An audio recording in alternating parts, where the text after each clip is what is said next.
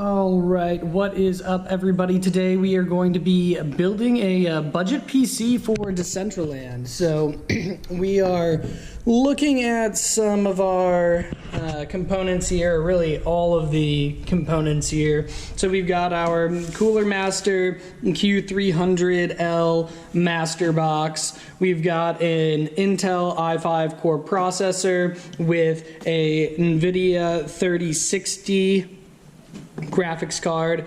Then we will be using just an SSD here. So we've got, I believe this is 1 terabyte SSD instead of a hard drive. This is going to be just so that we can get Windows off of our old PC and onto this PC. So I picked up just a USB drive, which I think cost, $7, maybe $8.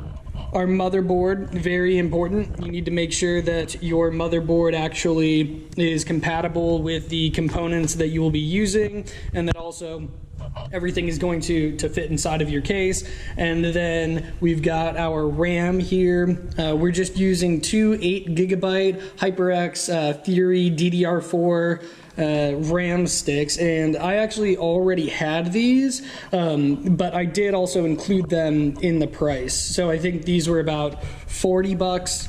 And then of course our PSU, or our power supply. So I've never used an XPG power supply before, but I needed to make this build within $1,000, and I needed to have, well, at least wanted to have over 700 watts to be able to effectively run the graphics card here in my CPU.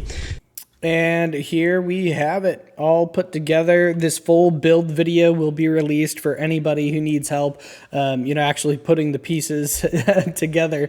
This will be coming out Thursday or Friday. But does this current build run Decentraland well? Well, let's check it out. We'll log into guest accounts just because this is a fresh PC and I don't have everything else set up yet. So far, so good with the desktop client. Loading in actually a lot faster than I thought it would. Look at this. Look at this. Settings, what are we on? Full screen, borderless.